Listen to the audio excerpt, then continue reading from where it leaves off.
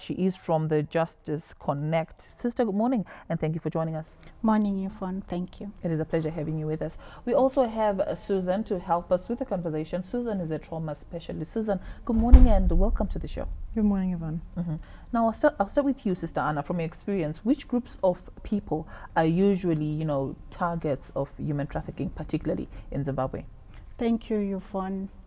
The main targets for the traffickers, we have women and girls. We also have people in the urban who are low income. Okay. Low income, you can go ahead. Yes, low income households. And also we have the indigenous people and the ethnic minorities. And also we have a number of people who are not aware of their human rights. Yes. That even if trafficking is happening to them, for them is still okay because they are not aware of it. All right, to just put this conversation into perspective so that you get to understand and have a feel of what we're talking about, we give you a clip of an interview that we had yesterday regarding this issue that we're talking about today, where we had the National Police Spokesperson, Assistant Commissioner Paul Nyati, just telling us what is happening. Let's watch. Recent weeks, the media has been awash with stories of Zimbabweans who have fallen victim to human trafficking syndicates after being promised lucrative jobs in the Middle East. Zimbabwe Republic Police National Spokesperson, Assistant Commissioner Paul Nyati, says 29 cases have been brought to their attention, with those affected having been subjected to physical and emotional abuse. The Zimbabwe Republic Police is handling 29 cases which have been brought to the attention of the police for inquiries. And these 29 cases, they involve confirmed Zimbabweans who are in Oman and who are being subjected to physical and emotional abuse. We also have 2 cases of Zimbabweans who were recently assisted to come back, and again they have confirmed that they were being abused. So far, 2 suspects alleged to be part of the human trafficking syndicates have been arrested. We have arrested 2 suspects so far, one in Marondera, Francisca Mupepeta, who is currently on remand. We also have arrested Tendai Muswe in Harare, who is also on remand. And we have confirmed that these were part of a syndicate of Zimbabweans and others, possibly foreign nationals, who were working together to lure unsuspecting Zimbabweans on purported lucrative offers of jobs in foreign countries, particularly in the Middle East, where upon arrival they will be subject to all sorts of abuse. Police have since advised Zimbabweans not to fall for social media advertisements by these syndicates. Assistant Commissioner Nyati also confirmed that they are working with other security agents and the Ministry of Foreign Affairs and International Trade. Josephine Mugio, ZBC News, Harare. Quite sad stories coming there from social media, from various platforms of Zimbabweans who've fallen prey to certain messages, luring them in the name of jobs or whatever it is that they promise, particularly in the Middle East. And coming to you, Susan, we heard Assistant Commissioner Paul Nyati, they say, they've been subject to physical abuse, emotional abuse. What peculiar cases maybe have you dealt with? Thanks, Yvonne. Yeah, we've heard of different scenarios, so not everybody's experienced the same situation when they've been trafficked. So we heard everything from forced labor, being able to work, being made to work in domestic houses, caring and domestic work, all the way to exploitation in sexual ways. So sexual slavery, being sold to families for that kind of thing. So from talking to them, what really happens the moment that they leave Zimbabwe and arrive to the particular country that they would have been promised work? What happens? So from what we've heard, it's a very sophisticated way of recruiting people here. It's done through church networks, business networks. It's presented very well. Like it's not people being tied up and put in bags and carried away. looks like they go willingly because they promised all sorts of things. And then along the journey, they start to notice strange behavior. So people offering to hold their passports and take them through as a group of people. And then once they get there, they're taken to somewhere where they don't know, they don't have their phones on them, they have no way of calling anybody or knowing where they are, they probably don't speak the language. We heard of some people being taken to like a market area and being sold, literally had a price tag put on them for an amount of money and being sold to families that could pay for them. So literally being bought as a commodity.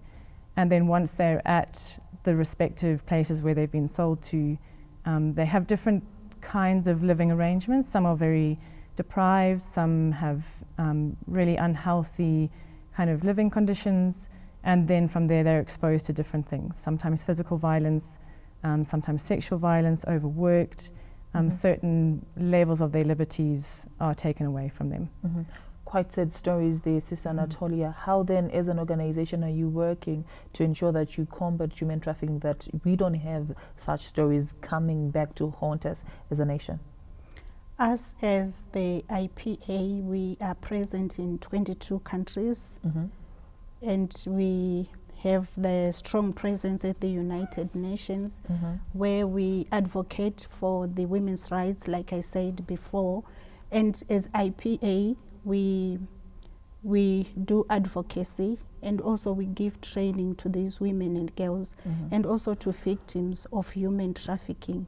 And we would like to retell the story that even if you have been a victim, it's not your fault. You are not to be blamed. You have to pick up the broken pieces of your life and begin anew. And we've heard Susan, share experiences from what she's had with the people that she's worked with. As an organization, do you have maybe one or two stories that you can share with us so that the people at home can really understand what's happening in these countries? Yes, we have worked with the people who have been involved in domestic servitude, like women and girls. And in at least 10 women or girls, one has been exposed to domestic servitude. And maybe because of poverty, we can say poverty, it's a cycle which maybe we need to break. So because of poverty, someone can be taken from the rural place to go to town, to an aunt or to whoever, a relative there. Once you are there, the narrative change. The story that you were told before you came in is different. Maybe you are told that when you come with me, I will send you to school. But when you come into the city, you'll find out that you are the house worker, to say. So that promise has been broken already. And also we have worked with young girls who have seen some advertisements on scholarships to go to China, to go to Cyprus. And some of them, they would come for assistance or come to ask for help. Some are told that maybe if you pay such an amount, you'll be able to go to Cyprus, and once you are there, your life changes. So sometimes we try to trace the authenticity of these scholarships, and we really advise these young people not to take the scholarships. And also recently there's this issue of pumping. I don't know if you have heard about it, that a big sister might go to the village with a flash car, and everybody knows my sister has a big house in town. Then she will say, my young sister, let's go. Then you come with her. Once you are there, again the narrative changes. 3 weeks down the line, the big sis will tell you that, for how long am I going to keep you? So this is what I really do. So the young girl has no option. And sometimes she doesn't get the remuneration which is being paid to the big sister by those people who will be using her for sexual pleasures and whatever. So those are some of the stories which we have tackled in our organizations. Now, so as a trauma consultant, working with some people who've survived such horrid experiences, how important can we say counseling is when it comes to dealing with such issues? Yeah, counselling is really, really important for those that need that level of kind of trauma-focused therapy. I think probably what's more important to understand is that not everybody will need therapy or counselling, but probably every survivor will need a form of psychosocial support. Okay. And that might involve other things like access to other safe housing, access to education again, access to the workplace. So even though those aren't clinical mental health problems, they affect your mental well-being if you can't access them. So a more kind of holistic support for recovery is needed, which is what we call psychosocial support. So now can you tell us more of the psychological trauma that maybe one goes through? Yeah, so psychological trauma can maybe be broken down into a few different things. So we talk about the impacts of trauma overall. That can also include physical. So maybe from the physical abuse or sexual abuse someone has gone through, they may need medical attention for some of that. You then have the breakdown into mental and emotional impacts. So the mental impacts, people were describing, you know, it's very hard to concentrate, it's hard to get back into work, it's hard to plan, it's hard to remember even parts of their story. And then you think about the emotional abuse and the impacts. So some of the women that we were seeing were experiencing high levels of anxiety, maybe depression. Definitely some women were showing signs of post-traumatic stress disorder. And then the other side to it, which was probably the biggest showing point for us in Zimbabwe, was the social impact. Okay. So the stigma, the discrimination, a lot of them described broken relationships and families. Instead of being received well and supported when they came back, they were actually shunned and excluded from a lot of their communities. So yeah, it's not just the psychological, it was the social stuff that really impacted them when they got home. Now looking at these people who have broken free, who've managed to come back, we can say maybe it's a very small number. In fact, government says as we speak we have more than 100 women still stranded in Oman as we speak. What urgent interventions do you think should be put in place to ensure the health and safety of those women as we speak? I would say there is need for great intervention from both the Zimbabwean government and the Oman government. There is need to work together to identify these victims and, if possible, to bring them back home. Yes, that's what I would say. And also, as organizations, it is also a challenge to us that to stretch our hand to reach out to them. Yes. How do we reach out to them? Because, you know, from the stories that we hear, some of them get their phones confiscated. They don't have any means to communicate with the people back home. In some of these countries, perhaps where we do not have embassies, how do we reach out to them so that we're able to help them to come back home? Yeah, helping them, it can be a challenge. You know, these people sometimes they don't want to be known as well, that they are victims. So I don't know what will be the best strategy for everyone. It's not for an individual, but it's for us all. What am I doing as an individual? What are you doing as Yvonne as an individual to be able to reach out to these people, those who are in Oman, yes, and even those who have come back home? What are we doing? It's a challenge to everyone. What do you think should be done? I think we all know that prevention is better than a cure. So doing a lot of awareness raising, helping people to understand what trafficking actually is, what it looks like, what are the signs, who to report to locally first would be a good way to start so that people can avoid it in the first place if possible. And then I think identifying some of the key agencies, so helping people to know about like the IOM, which is the International Organization of Migration, the Red Cross, these are also other key players. And then sometimes we have partner embassies like the South African Embassy who are able to support as well Zimbabweans if we don't have a Zimbabwe embassy there. So helping to create those networks and work together would be a good way to help prevent it, but also to respond quickly. I just want to find out something. You know, we've heard these stories for a very long time. It started with Kuwait, maybe before Kuwait, maybe there are other stories that went unreported. And now we have Oman and maybe in Cyprus, as you mentioned. And these are stories that are part of us. These are things that we come across every day. And we probably know that when I'm going to such a country or such a continent, chances of me being trafficked are high. But you still find people leaving the country and going to those same places. Is it not possible maybe for immigration authorities or whoever is responsible to scrutinize these cases and maybe deny exit in cases where they may feel that, you know, something is fishy? How long shall this go on, yet we're letting our own people just go out and, you know, be victims to such I don't even have the word for it. You see, once you are a victim, you are always a victim. I won't be surprised even to hear that among the Oman victims, there were also those one who have been to Kuwait. And the other thing you have mentioned about the immigration, if you listen to most of these stories, for example, those who go into South Africa, into Mozambique, they don't go through the immigration. They have other ways of going there.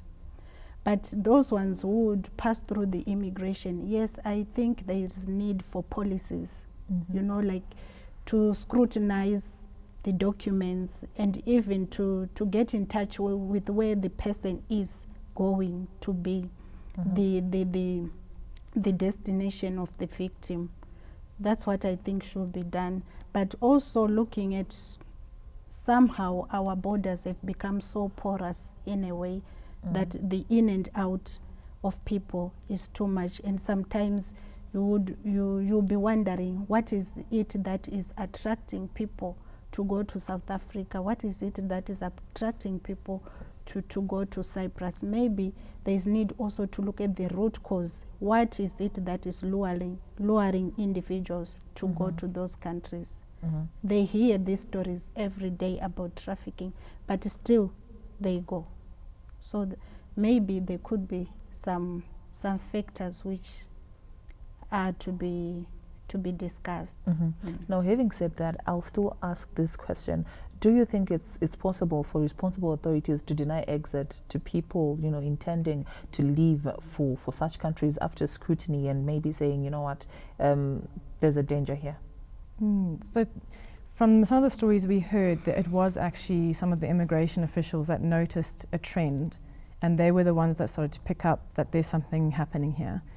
And some immigration officials actually handed some of the women phone numbers and ways, like urgent contact details, because they started to ask questions and say, we're noticing something happening here, particularly relating to the Kuwait trafficking that happened, because that was such a high number of people.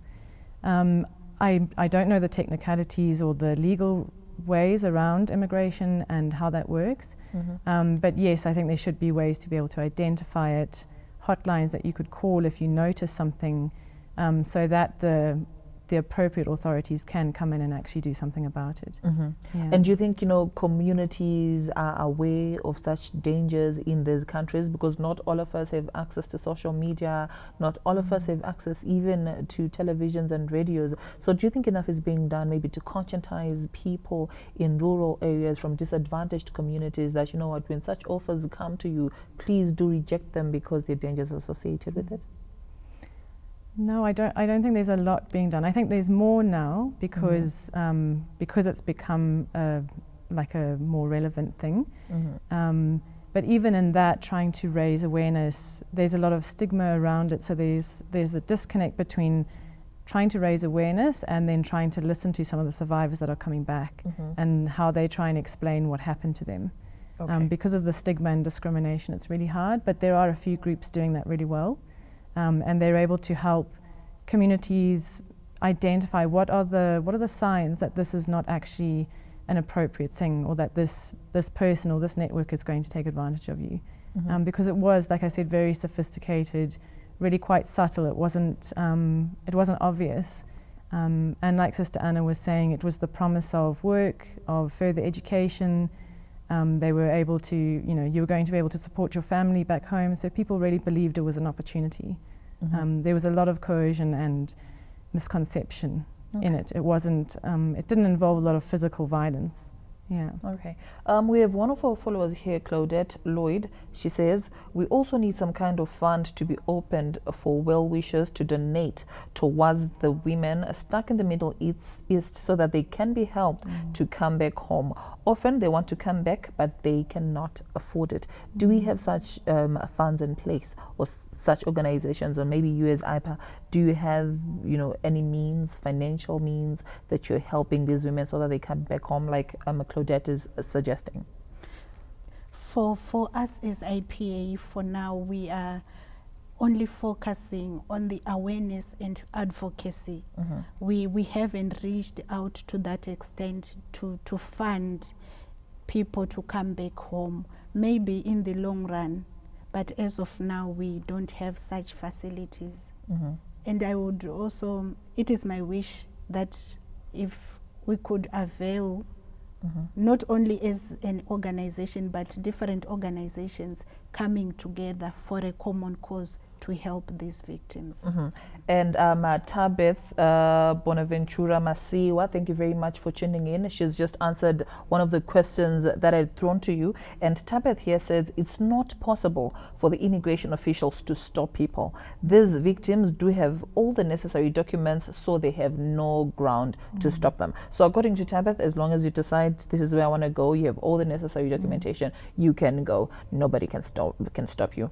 Now coming to you, Susan, I want to find out, how long does it take to reintegrate these people into society after all the necessary psychosocial support has been provided to them? How long do you work with them and actually get to a point of saying, you know what, right now they're sort of okay, to just be let go and live their lives on their own? Yeah, it's a good question, and there isn't one straight answer. It really depends on a lot of different things. Maybe the age of the person when they were trafficked, what their life experience has been up until that point, the type of abuse or trauma that they experienced. So there might be quite a difference between forced labor versus sexual exploitation, which really has a huge bearing on your recovery. And the length of time that someone was maybe in the trafficking system, or in that kind of deprived living situation. So those things play a huge factor in someone's recovery. And then upon their return, we had quite a lot of inconsistencies in the services they were provided. So some people were provided with counselling or psychological support, others were provided with just livelihood support. There wasn't that consistency across the board. And like I was saying, we really need to look at psychosocial support as a whole thing, because within a few weeks to a few months, some people may be back on their feet, back at home, back connecting in their communities and working again.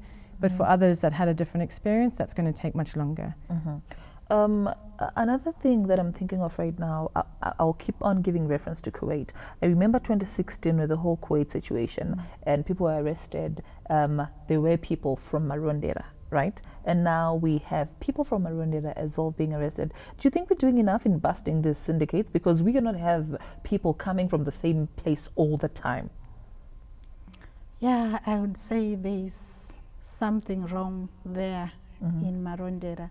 Maybe our policies and laws, we need to really look into them so that they help us to take these people into task. Because as it is, even myself, I'm even surprised that why Marondera? If somebody was arrested because of this similar crime and now it's happening again. So there should be something that is happening. Maybe it's not yet out, but with the time it will come. It will be, if it's something that has to be, like kind of being exposed, why Marondera? I think it should come out. And Deliwe Nkwena here says, do more awareness, road shows, human trafficking, mushikewo kwangu kubinga. Hatitozivi, as long as vangoti green pastures, ndinovuma. So this is one of the things that we're talking about how best we can reach out to people in, disadvantaged communities. Claudette has come back again. She says, the other challenge the women face on return is that they're not supported with pro bono legal support. Having spoken with some of the Kuwait victims when they came back, they had to pay legal fees when they took their perpetrators to court. This in itself really stressed them out further. So she says that, so when some of the women came back, they had to take on legal costs. Imagine you're coming back. You have been subject to a number of, problems. Financially, you're actually incapable. And then you come back, you're actually supposed to meet your legal costs. How does that work? Yeah, I think it was a real block to some people being able to get any kind of justice and any kind of reparations. Nothing like that was able to proceed. And I think quite a lot of the women ended up dropping those cases and just focusing on their own recovery. So yes, it's right, we need a huge local policy and way of holding people to account for this kind of behavior. And I think, like Sister Anna mentioned earlier, there's the international trafficking, which we've been talking about, to Kuwait, Oman, but then we have our own internal domestic trafficking, which is going on as well. And from a legal or policy perspective, I'm not an expert in that, but they are slightly different, but we still need awareness about both those types of trafficking and domestic servitude and things like that. Yeah. Okay. And how difficult is it? Someone is asking, Julie Nyambi Nambezi here, says, just get the recruiter. Simple. The agent who is recruiting. Is it that easy? It's not that easy, Yvonne. Yes, it's not easy at all. So how best do we work with the ones who've been caught, so that just maybe we can get to the root cause?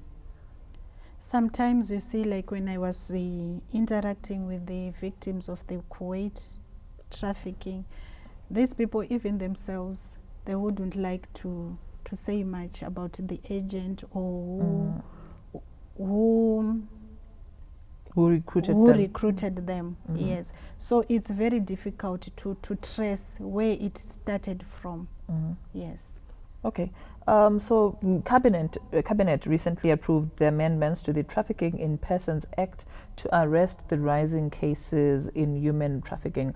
Do you think this will go, a long way, or at least some way, in fighting this scourge that, is in society?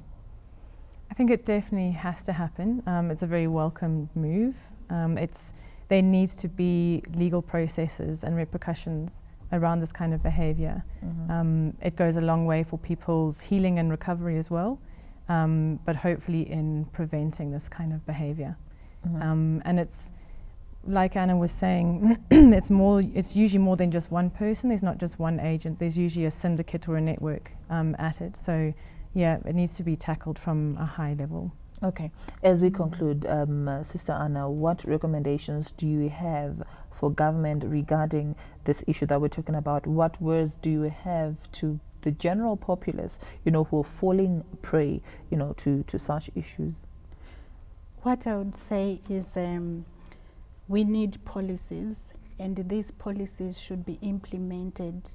And like I said, awareness is needed, especially in the rural areas. That's where most girls and victims are coming from. Here with me, I have this, it's called Talitha Kum Zimbabwe, which is a network of anti-trafficking from the Catholic Church under the Conference of Major Religious Superiors. And we have here with us, we have 7 pillars, that is prayer, prevention, protection, policy, partnership, participation, and even prosecution for the perpetrators of human trafficking. So it's a network also that works with the awareness programs. We work with the different organizations in bringing awareness on human trafficking. So I think people need to be educated. Information is power. It's better for one to make an informed decision than to make a decision without anything. That's what I would say. Susan? Yeah, I would say the same. Definitely raising awareness, empowering the person so they know what their choices are. They can identify if this is strange behavior, and then all the policies, procedures, like Anna was saying, and then the support for people coming back so that they can be empowered as well to recover, but also to go on to tell their story and raise awareness of this problem. Yeah. Ladies, I must thank you for having joined us on this very informative program. We hope to continue with the conversation soon so that maybe we can help one or two people out there who, may fall victim to human trafficking. Thank you. Thanks, Yvonne. And as we conclude here, I'll just pick one or two comments. Julie Nyambi Nambezi says, I thought these people know the person who gave them the contracts. I thought when they apply the visas, they know the recruiter as well as their contracts. Tabeth Masiwa says, our legal system is not firm. Imagine a human trafficker was convicted and sentenced, only served less than 1/10 of her sentence and was released on amnesty. How then can this be a strong warning to future perpetrators? Food for thought to the relevant authorities. Let's take issues to do with human trafficking seriously. Let's give them penalties that will stop other would-be perpetrators out there from doing the same thing. Until we meet, hopefully next week, pleasant viewing.